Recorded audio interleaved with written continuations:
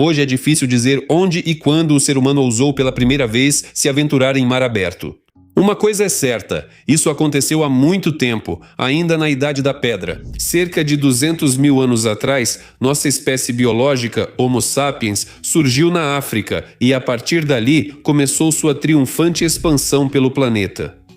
O nível do oceano naquela época era mais baixo e nem sempre havia água onde, por exemplo, existe hoje. Por isso, por exemplo, para chegar à América, nossos antepassados conseguiram atravessar sem molhar os pés, mas mesmo assim, muitas vezes tiveram que se lançar em longas viagens marítimas. E ao que parece, essa perspectiva não assustava nem um pouco as pessoas da Idade da Pedra. O notável viajante e arqueólogo norueguês Thor Heyerdahl acreditava, na verdade, que no início da história, os oceanos mais uniam do que separavam as antigas civilizações. Neste episódio, vamos falar sobre quando e como as pessoas começaram a viajar pelos mares e oceanos, o que usavam para isso e quais dificuldades enfrentaram. Você também vai conhecer os grandes navegadores da antiguidade, os egípcios, os fenícios, os habitantes da ilha de Creta, suas viagens e descobertas. Meu nome é Semion e declaro aberta a sessão Como Viviam. Vamos começar!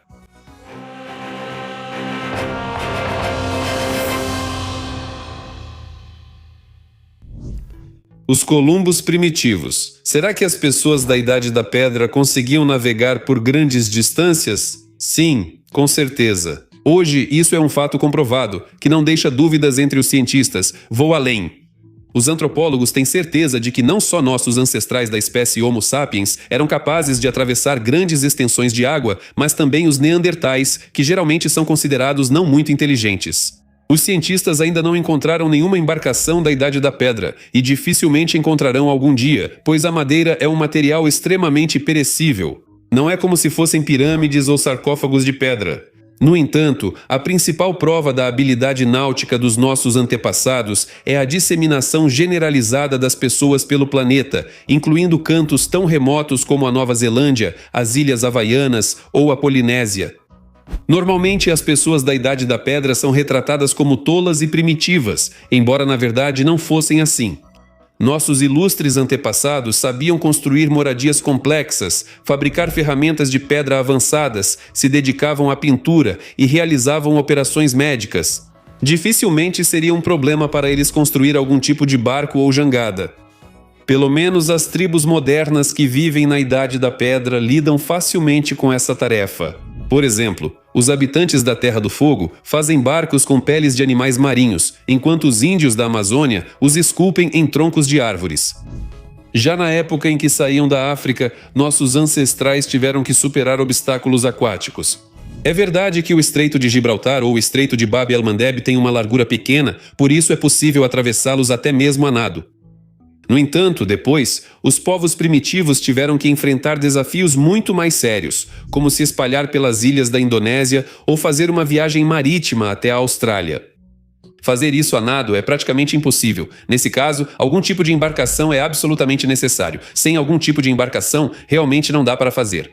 A idade das pinturas rupestres no norte da Austrália é de cerca de 170 mil anos. Por isso, os ancestrais dos atuais aborígenes australianos são os primeiros candidatos ao título de marinheiros mais antigos da história. Na verdade, a julgar pelas descobertas das últimas décadas, as longas viagens marítimas na Idade da Pedra eram quase algo comum.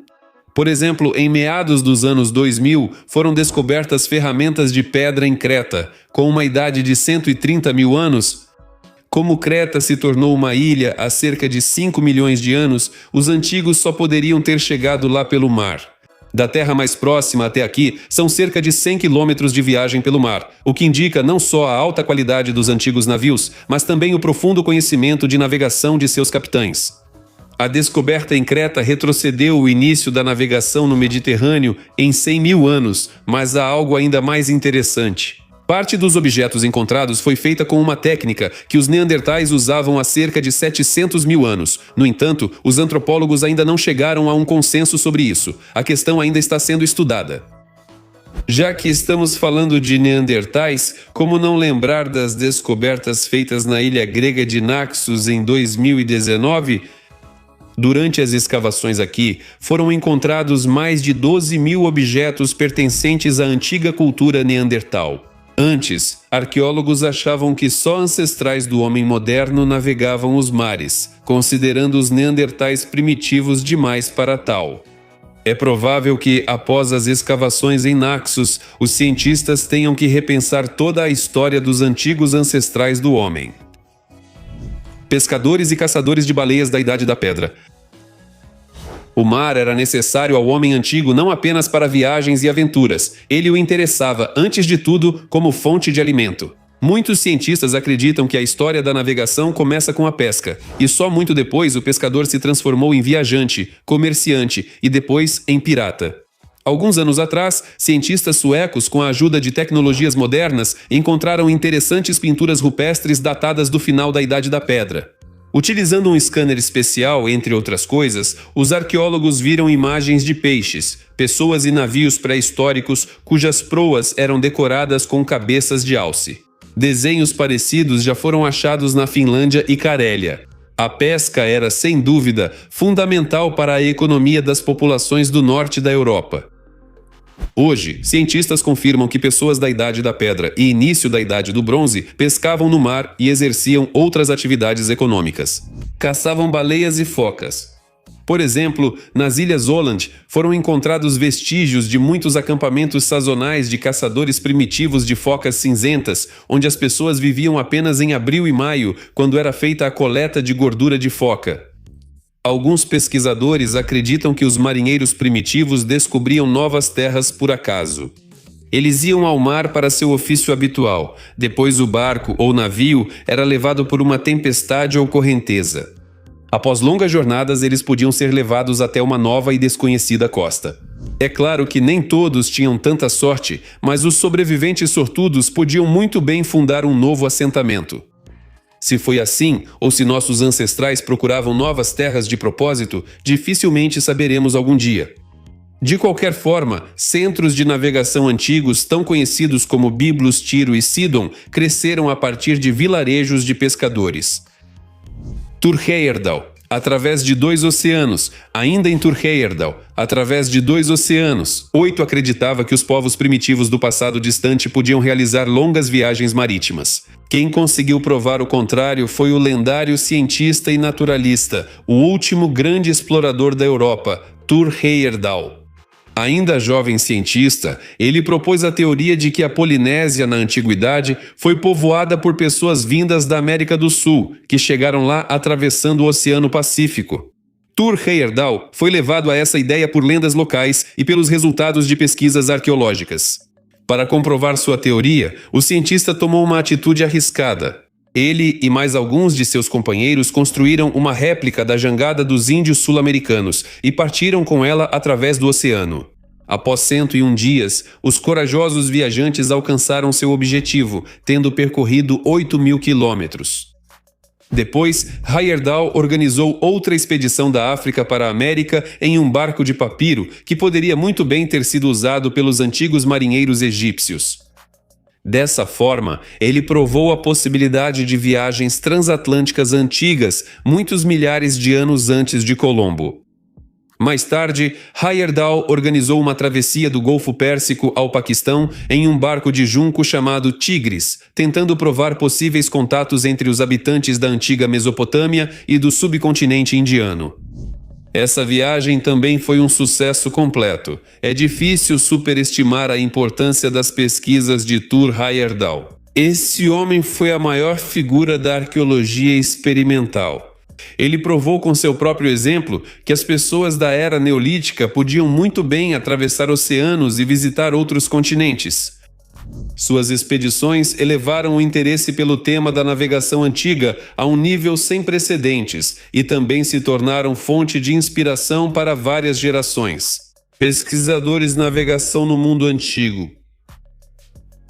A mudança da caça para a criação de animais e agricultura impulsionou o progresso. Em várias regiões do mundo surgiram cidades e as primeiras civilizações. Tudo se acelerou ainda mais quando as pessoas começaram a trabalhar com metais. Primeiro o cobre, depois o bronze. A Idade do Bronze foi uma verdadeira era de florescimento da civilização. Encanamento e banheiras de terracota no palácio de 5 andares do rei cretense Tuareg, banheiros e esgoto em Ugarit, carruagens de aluguel na Babilônia, templos de pedra de 30 metros, um sistema complexo de irrigação que fornecia água para a irrigação e para as piscinas dos ricos. A humanidade só conseguiu repetir algo parecido 3.000 anos depois, já na Era Moderna. Na Idade do Bronze, o mundo se tornou pela primeira vez um sistema global, unido por rotas comerciais, principalmente marítimas. Surgiu uma verdadeira divisão internacional do trabalho, onde diferentes regiões tinham sua própria especialização. O cobre vinha de Chipre, o estanho da Sardenha e de Creta. O estanho vinha da Grã-Bretanha e dos Pirineus, grãos e tecidos do Egito e da Mesopotâmia, vinho do Cáucaso, algodão da Índia. Na Idade do Bronze, o marinheiro deixou de ser só pescador e virou comerciante, tornando comuns as longas viagens marítimas. Em 1982, perto da cidade turca de Kaş, foi descoberto um navio que naufragou por volta de 1300 a.C. Era uma embarcação mercante que transportava mercadorias de pelo menos 7 regiões diferentes. Cobre do Chipre, lápis-lazuli e estanho do Afeganistão, ébano e presas de elefante da África, vidro bruto da Mesopotâmia, cerâmica e utensílios de Canaã, joias do Egito, espadas e punhais da Itália e da Grécia. A embarcação, feita de cedro do Líbano, media 15 metros e suportava cerca de 20 toneladas, movia-se com a ajuda de vela e remos.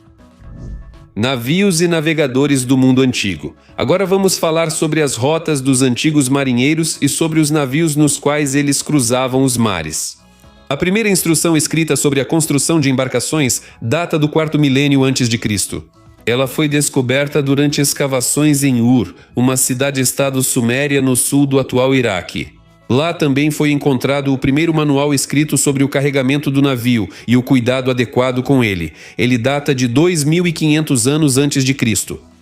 O navio mais antigo que chegou até nós é a chamada Barca Real, descoberta perto da pirâmide de Quéops em 1954. Ela foi construída aproximadamente em 2.500 anos antes de Cristo. A barca tem 43,3 metros de comprimento e 5,6 metros de largura. Ela é inteiramente feita de cedro do Líbano. Seu deslocamento total é de cerca de 40 toneladas. Hoje esse navio está em exibição no Museu de Gizé. A Barca Real de Quéops possui uma construção bastante complexa, o que demonstra o alto nível das tecnologias de construção naval dos antigos egípcios. Isso não é surpreendente, pois eles eram navegadores habilidosos. Já no século 28 a.C., os egípcios viajavam para a Somália e o Iêmen, em busca de incenso. E sob o faraó Saruré, no século 26 a.C., eles descobriram o Estreito de Bab el-Mandeb, através do qual chegaram ao Golfo de Aden, no Mar da Arábia. Os marinheiros egípcios navegavam regularmente para a África em busca de ébano, mirra e ouro. Já no início do 3º milênio a.C., os egípcios começaram a navegar também pelo mar Mediterrâneo, comerciando com a Palestina e a Síria, assim como com os habitantes das ilhas do Egeu. Nessa época, os sumérios tinham relações comerciais próximas com o Vale do Rio Indo. Eles navegavam até lá pelo Golfo Pérsico e pelo Golfo de Omã, ao longo das costas do Mar da Arábia. Os antigos indianos eram vistos como excelentes marinheiros, navegando da foz do Indo cerca de 1,5 km para o oeste. Os navegadores indianos descobriram Sri Lanka e o Mar do Sul da China, explorando mais de 6.500 quilômetros de litoral. Para a navegação em mar aberto, eles usavam aves especialmente treinadas. Tinham um conhecimento claro sobre as monções. No final do 1º milênio antes da nossa era, os indianos chegaram a Sumatra, Java e outras ilhas do arquipélago filipino. Outro centro de navegação na antiguidade foi a ilha de Creta. Acredita-se que foram justamente os cretenses, nos séculos 16 e 15 antes da nossa era, que descobriram os estreitos de Dardanelos e Bósforo, através dos quais chegaram ao Mar Negro. Os navios minoicos tinham vela e remos. O número de remadores podia chegar a 50 pessoas. No mar, os cretenses usavam as estrelas para se orientar, mas preferiam navegar perto da costa, evitando o mar aberto. Os fenícios tiveram um papel importante na exploração das rotas marítimas. Já no 2º milênio antes de nossa era, eles se tornaram intermediários comerciais entre o Egito e a Mesopotâmia. Os fenícios construíam grandes navios com cavernas, quilha e convés contínuo, trançavam cordas resistentes de fibras de cânhamo. Esses navios possuíam excelentes qualidades de navegação. Eles podiam navegar tanto à vela quanto com o auxílio de remos. Foram os fenícios que primeiro exploraram completamente o mar Mediterrâneo. No século XV a.C., eles chegaram a Creta e depois, avançando para o oeste, descobriram a Sicília e Malta. Os navegadores fenícios exploraram a costa norte da África, fundaram a famosa Cartago, chegaram até Gibraltar, passaram por ele para o Atlântico, fundaram inúmeras colônias na costa ocidental da África e na Península Ibérica. Eles faziam expedições até as costas da Inglaterra, de lá traziam estanho. Os fenícios gostavam de se alistar ao serviço de estados vizinhos, participavam das expedições dos egípcios a Punt e navegavam em direção a Ofir para o lendário rei Salomão. Por ordem do faraó Necho, os fenícios contornaram a África de leste a oeste. Essa expedição levou 3 anos para eles. Os antigos gregos e romanos. Os antigos gregos aprenderam muito com os fenícios. Isso inclui tanto a construção de navios quanto os métodos de navegação no mar. Já na época de Temístocles, a Grécia se tornou a mais poderosa potência naval da região. No século 8 a.C., os gregos começaram a construir em massa triremes, navios de guerra com vela, 3 fileiras de remos e um esporão na proa. Elas tinham um deslocamento de 80 a 100 toneladas, comprimento de 30 a 40 metros e uma tripulação de 150 a 200 pessoas. Durante vários séculos, as triremes dominaram o Mediterrâneo. Os gregos navegavam pelo Mediterrâneo e organizavam expedições marítimas de longa distância. Por exemplo, o mercador e geógrafo Piféias pode ser considerado o primeiro explorador polar. A expedição sob seu comando contornou a Grã-Bretanha e chegou à Islândia ou à Groenlândia. Ele foi o primeiro europeu a descrever a aurora polar e os gelos eternos, mas, na verdade, ninguém acreditou nele. Historiadores da antiguidade, como Plínio, Políbio e Estrabão, chamavam Piféias de mentiroso e fantasioso. No século IV a.C., o comandante naval de Alexandre, o Grande, Nearco, fez uma expedição da Índia à Pérsia. A Roma Antiga também foi uma grande potência marítima, e não há nada de surpreendente nisso. As principais rotas logísticas do vasto império passavam pelo mar Mediterrâneo. Os construtores navais romanos eram famosos por sua grande habilidade. Eles estudaram a experiência dos gregos e fenícios na construção de navios e a complementaram com inovações próprias. Os romanos navegavam regularmente até as costas da Bretanha. Há informações sobre expedições comerciais para a Índia, mas eles não realizaram viagens marítimas especialmente longas. Talvez tenham ido para longe, mas não recebemos informações sobre isso. Algumas palavras para finalizar. Navegar é necessário. Viver não é tão necessário assim. Essa frase famosa é atribuída ora ao general romano Pompeu, ora ao historiador Plínio. No entanto, na verdade, ela pode ser o lema de todos os navegadores da antiguidade, pescadores, comerciantes e viajantes. Eram pessoas incrivelmente corajosas, que realmente amavam as viagens mais do que a própria vida. Eles se tornaram os precursores da era das grandes descobertas geográficas, que abriu o mundo inteiro para a humanidade. Inscreva-se no canal e até o próximo episódio. Tchau, tchau.